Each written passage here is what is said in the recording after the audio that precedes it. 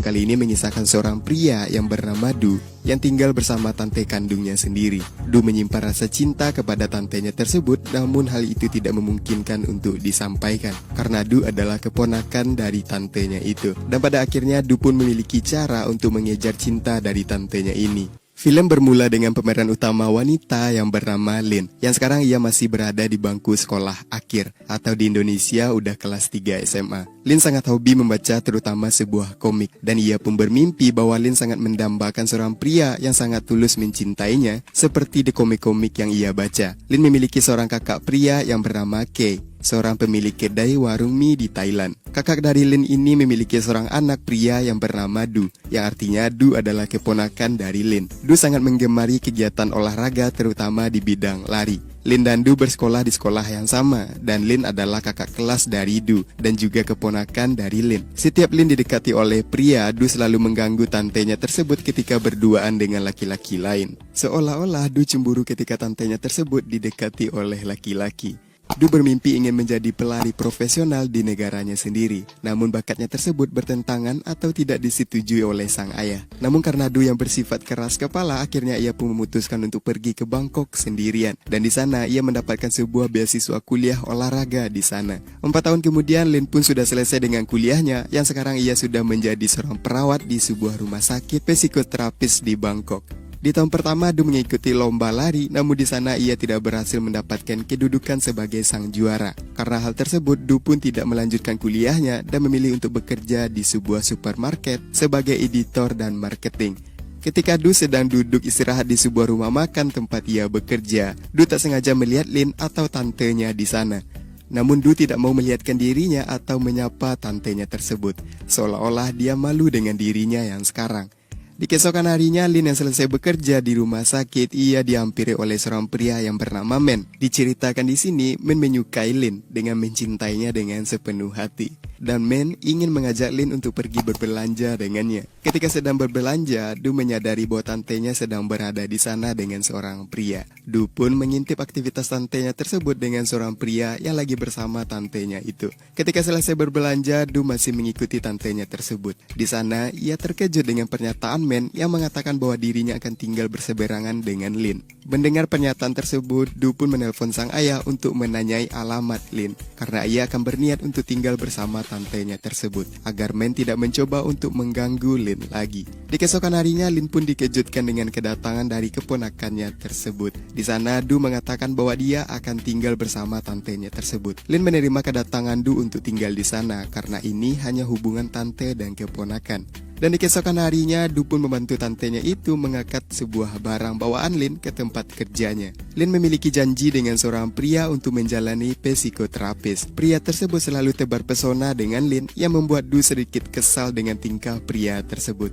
Sang pria mengajak Lin esok hari untuk melakukan psikoterapis di luar rumah sakit. Dan kemudian Lin pun menyetujui ajakan dari pria tersebut. Karena Du yang semakin kesal, akhirnya ia pun memiliki rencana lain, yaitu menemui Men, seorang pria yang menyukai tantenya itu. Ia pun bertemu dengan Men untuk meminta bantuan kepadanya agar rencana ini berhasil untuk dilakukan.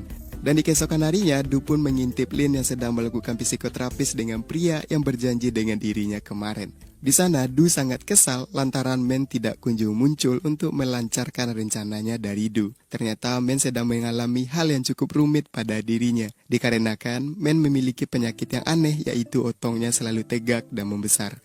Ketika kondisi Men yang sudah membaik, akhirnya ia pun melancarkan aksinya dengan memberanikan dirinya untuk mendatangi Lin yang sedang melakukan psikoterapis dengan seorang pria. Namun rencana tersebut gagal lantaran otong milik Men kembali membesar dan tegang dengan sendirinya. Karena malu, akhirnya Men pun pergi dari sana.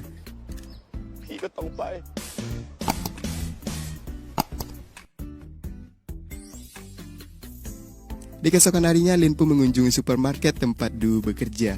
Di sana, Lin menanyai kepada customer service atas tasnya yang tertinggal pada saat ia berbelanja. Kemudian, CS memberikan nomor editor di supermarket, dan ternyata nomor tersebut mengarah kepada nomor ponselnya Du. Ketika Du tahu bahwa itu adalah tantenya dan tanpa sepengetahuan Lin, ia pun memanfaatkan kesempatan tersebut untuk mendekati tantenya tersebut dengan berpura-pura sebagai orang lain di ponsel itu. Di sisi lain, Kay atau ayah dari Du ingin menjual kedainya tersebut kepada seseorang dengan tawaran yang sangat menggiurkan. Namun Kay masih bingung atas penjualan kedai tersebut karena rumah itu peninggalan dari keluarganya dan ia pun juga harus meminta izin dan harus merayu adiknya yaitu Lin untuk mau menyetujui penjualan kedai tersebut.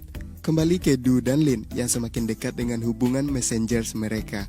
Dengan kemampuan Du mengolah seorang wanita cantik, ia pun berhasil membuat tantenya tersebut penasaran dengan sosok pria yang lagi chatan dengan dirinya itu. Di sisi lain, Min yang sedang bertikai dengan seorang wanita karena suatu masalah. Wanita ini adalah teman dekat dari Lin. Karena mendengar keributan di sana, pegawai supermarket atau rekan kerja Du datang menghampiri mereka. Dan tak lama kemudian, Lin pun datang untuk melerai mereka berdua. Di sana, Lin malah kaget dengan temannya Du yang pernah mengunjungi rumah Lin ketika ia menemani Du untuk bertemu dengan Lin pertama kali di apartemennya. Di sana ia kaget lantaran baju yang ia pakai adalah seragam pegawai di supermarket tersebut. Lin berpikir bahwa Du juga bekerja di sana. Dan pada akhirnya Lin pun menghubungi Du yang berkata bahwa semua yang dilakukan Du atau yang dirahasiakannya, Lin sudah mengetahui semuanya. Bahwa selama ini itu adalah Du, keponakannya sendiri. Dan temannya Du pun mencoba untuk menelpon si Du untuk menyuruhnya segera turun ke bawah untuk menemui tantenya tersebut. Sesampai ia bertemu dengan Lin, Lin pun sangat kecewa dengan atas apa yang telah dilakukan Du kepada dirinya. Bahwa melakukan hal tersebut sangat tidak pantas seorang keponakan kepada tantenya sendiri. Lin yang pergi meninggalkan Du karena kecewa, ia pun mencoba menenangkan tantenya tersebut dan ingin memberikan penjelasan. Namun karena sudah terlanjur kesal, Lin pun pergi untuk meninggalkan Du.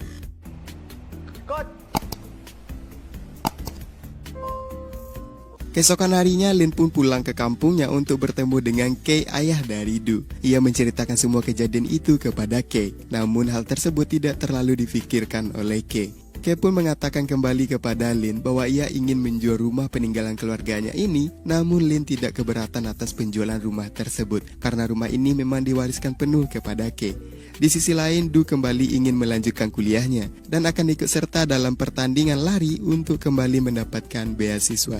Dari pertama pertandingan, Du didatangi oleh ayahnya di sana yang mengatakan bahwa sebenarnya Kay hanyalah seorang karyawan di kedai milik ibunya tersebut. Dan ia juga akan berencana menjual rumah tersebut. Pertandingan pun dimulai. Di sana Lin juga hadir melihat pertandingan dari Du. Ketika berlari, Du melihat Lin yang sedang menonton pertandingannya. Karena terlalu fokus kepada Lin, Du pun sampai memenangkan pertandingan yang keluar sebagai juara pertama.